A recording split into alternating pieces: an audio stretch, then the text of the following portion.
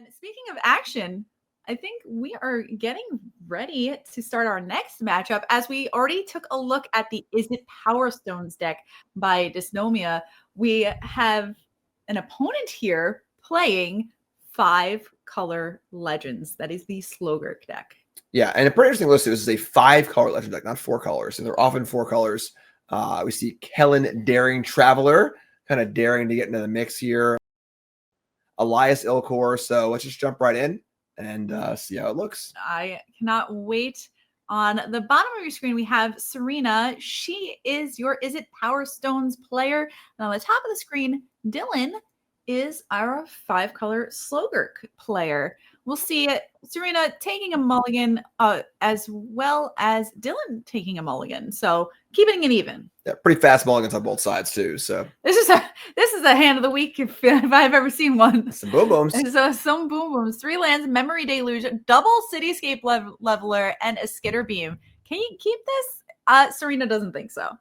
I mean, it's got lands. You know, you got to have a little faith in your deck. You know, it's 5's pretty low, but going to go down to 5 and honestly getting paid off by finding the synthesizer. That is like the #1 card by a mile. Games are night and day if you have it or don't have it. Yes, need to have that card. As we see Serena saying, all right, 5 is good. And we'll see what Dylan does with her opener here. Having already mulligan to 6 will also go to 5. So we're keeping things, fair. Keep it fair. And off to the races we go. Mountain from Serena, Tapland from Dylan, and we see a Thran Spider. So Serena in need of lands, but has a path here. Yeah, gotta find that 3rd land, definitely. You know, I think that the mulligans might favor Serena a little bit, given that the Legends deck is kind of built around like putting together this engine of all these different pieces. But no 3rd land here is obviously devastating. Yes, we'll see it. Kellen getting in, revealing a Relic of Legends on the top of Dylan's deck.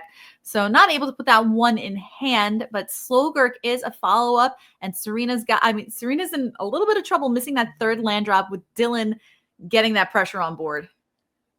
Yeah, Relic is the main engine piece of his Legends deck, able to generate an unbelievable amount of mana. And then once you get Relic going and you're looping lands with Slogurk, things get crazy. That being said, if Dylan was playing a draft deck right now, it'd probably be doing just the same. As unfortunately, Serena is not be able to find a 3rd land. Yeah, Dylan not wanting to keep that duress on top either, just going to bin that. Kellen on the 3rd attack reveals a Rona, Herald of Invasion, so able to put that one in hand and play it here. We'll see a 3rd land from Serena, but is it too late? Yeah, I think it is. So, of course, Rona plus Relic of Legends is the main cornerstone of the deck, with Rona's ability to untap every time you play a legend, and then the Relic of Legends' ability to give Rona the ability to make mana. You can kind of just go nuts, you know? So very well set up here for Dylan. And I guess Serena's got a 4th land now, but it may just be too late. Has 5 mana available. We'll be able to Milestone and Weakstone next turn, but also just might be dead. Yeah, the Slogurk with the channel at 7, 8, 9, that's 7. 10. That's a lot. Yeah, Slogurk is huge right now, a 7/7 trampling attacker. And now we have to remember, Serena was on a mulligan to 5, but so was Dylan.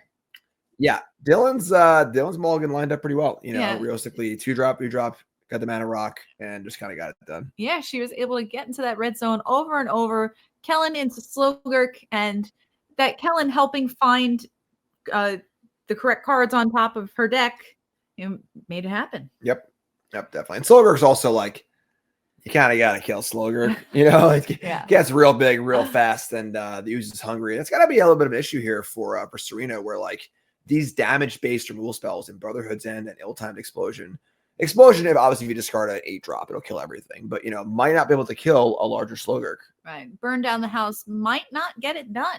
So we see shaving like a Portal to Phyrexia, maybe bringing down a little bit. We see Pithing Needle is going to be brought in, perhaps for a card like Rona. Yeah, naming Rona reasonable. I believe the ability on Relic of Legends is, I can read it here. I guess it's still a mana ability, so you can't name the mana production element of it. But you can name the various channel lands, Slogurk itself, Rona.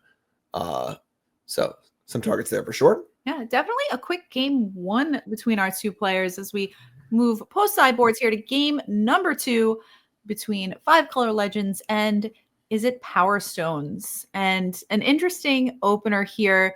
Brotherhood's End, some early action. Skitter Beam can be not early, but at least some action. We see Unlicensed Hearse and Surge Engine here, followed by a Thran Spider, maybe looking a little better. They have an aggressive mulligan. I think on the play, Brotherhood's End should be able to kill most things, and the Legends deck will usually play a 2-drop into a 3-drop, so you can hopefully get those and just have a little faith in your deck and drawing spells. Now, of course, the risk is now on 6 cards. Now it's 2-lander. Do you keep a 2-lander? We'll start drawing a land again. Kind of tough, but there is a Hearse with a payoff, and Hearse is obviously very good at slowing down the land part of the Legends deck. And then we'll see Cityscape Leveler be the one shipped back to the bottom of the deck, and that ever-important third land being drawn for Serena here, starting off with a Surge Engine, but has opened up her hand with that third land draw. Yeah, bit huge. Now Engine can turn on and attack. Hearse can start eating the graveyard. Yes, and we'll see. Mountain be played, has some options here, but it will be Unlicensed Hearse, and going to make Surge Engine unblockable and gonna get in, gonna be the beatdown. Going in. Rona usually not one to attack. Yeah, Rona's kind of likes to keep her hands kind of clean. Yes. Not much tagging, not a lot of blocking. Yeah, Rona discarding second Rona and playing a Arena Dauntless General. So when it enters the battlefield, you exile target player's graveyard, and you can sacrifice Arena to make, I believe it's humans you control indestructible. I believe that's correct. Yes. So there are some humans in the Legend deck. Hexproof and indestructible. So Rona's a human. Kellen is a human. Inti's also a human, but not all things. Yeah, I mean, we see a Thran Spider, the play from Serena here, going to make Power Stones for both players, and that Surge Engine gonna get in once again. Thran Spider 2/4, pretty good blocker. Yeah, definitely reasonable. And then the Power Stones are given to both players, so Dylan can use the Power Stones maybe for some channel lands, things like that. It's not unusable, or to cast the Relic of Legends. So a little risk there, but obviously ramping on Serena's side is gonna be more effective. Yeah, we see Rona doing a lot of looting. I think this is the 4th loot for Rona, as third. It's a lot. Yeah. Getting active. Rona kind of just goes and goes and goes. And then the Hearse is going to keep things mostly under control as far as graveyard stuff goes. So kind of keep those lands out of there. So not a lot of Slogurking or using Takanumas to return things. But yeah, and we see discarding a land off of that Rona and following it up with an Inti. Now, Inti triggers whenever anything attacks. Would be able to somewhat attack into this Thran Spider, as long as Urena would get the counter. We'll see what Dylan decides to do here. And looks like no attacks, just going to build up the board and pass the turn back. Yeah, it's a pretty good start for Serena, honestly. Has an attacker in play, has a Hearse going, has a little bit of card draw. This Brotherhood's End looking a little awkward in the face of the Surge Engine being the only threat, and then there being a bunch of humans in play for the general to save. But great draw here for Serena. Yeah, Simulacrum Synthesizer, the card you got to watch out for. And there is a second one on the top of this deck. So not interested in keeping that second Brotherhood's End, but very interested in keeping the second copy of Synthesizer. Yeah, 2 synths goes nuts, realistically. And they, they kind of power off of each other. And then the card structures get absolutely huge. So very good pickup. Yes, and still able to attack with the Surge Engine that has connected 3 times. So Dylan is down to 11. Takanuma is going to be channeled here, and we see double Rutstein and an Odawara hitting the bin. So can't respond to it with Unlicensed Hearse. It just kind of happens. There is no target. Correct. So the mill itself, as well as the choosing of the card, is all one action. So once it happens, it all happens together. Yes. So Unlicensed Hearse just patiently waiting. That being said, it's going to be a little hard for Rutstein to pick up a creature with the Hearse still in play. Yes. And it looks like Dylan just about done with her end of turn shenanigans here before approaching her next turn. I don't think so. I think we had a Beseju too. Oh, yep. So that's a pretty big pickup. Beseju will be hard to loop it with Slogurk as far as kind of keep doing it, but killing that first synth not only kills the synth, but that second synth is I think that one's gone. I guess Serena could choose to not shuffle here and not decline. search. Yes, and it seems like was thinking about it, but decided to search up a land and is gonna go for it. It's tough when you're the ramp deck all more lands in play, and then B, have a castable 3-mana instant in your hand to not take the land there. Yes, and we see Rona once again looting away an extra copy of Inti, so it's going to trigger the Inti, and Otawara is going to be played as a land for turn, cannot be channeled once it is exiled off of Inti. Correct. Ooh. Duress. Duress is going to reveal Stern Lesson and Brotherhood's End out of Serena's hand. Now the question is, does Serena even want to fire off the Stern Lesson in response? I think so. You're looking for a big artifact creature here, so hopefully can fire that off. Find a Skitter Beam or some sort of artifact creature to kind of keep things going with, make a Power Stone, just kind of do your thing. I mean, this Surge Engine may cause a problem for Dylan if there's no way to block or destroy it. Yeah, Boseiju can tag it, but again, with no Slogurk for recursion, because of the hearse has to be a naturally drawn one. There is risk though, right? So you can sink the mana into the engine and make it bigger and stronger. But if you sink a bunch of mana in and get hit by an Otawara or a Boseiju, that's bad news bears. That's going to be a real problem for sure. So put definitely all your eggs in one robot. Yeah, even though the graveyard is not really in play for Dylan right now, the engine's still going. She still has, the Rona going, the Inti going, cards are flowing, land drops are being made, progression is happening. Right. We did see that Duress able to tag a second simulacrum there, and Kellen, Daring Traveler, coming into play. Just another human. Just another human. Now, Serena does have a lot of mana at her disposal. The Surge Engine can size up to a 5/4, but then that third level allows Serena to draw 3 cards. How important would that be in this matchup? I mean, at this point, if pulled off, great, because right now Serena is low on resources, so and that's the thing that, with this spider drawn here, you got to work towards that, like a spider, have extra mana, maybe make the engine a 5/4 this turn, maybe go bigger next turn. It's risky, but it's the kind of thing where not what else is going on, you got to do it. Ooh, hold on here. Hold on. Let's double check that. Yes. Grab the wrong 3-drop. Yep. That's all. And close. Yes. This unlicensed hearse is also getting quite big. So if at any point, Serena can clear things up on the battlefield here, maybe she can connect with that as well. Yep. So if she can find a way maybe to remove the generator at the end step, untap, then fire off the Brotherhood's End and crew, that could be a shot out of nowhere for sure.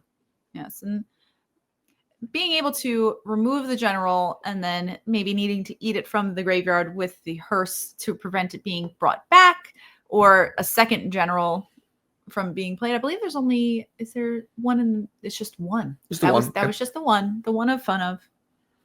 Yeah, it's really doing work here, honestly, because the Inti plus Rona engine is just powering out cards, and wow. Ooh, and there's a Boseiju. Yep. Does not feel good.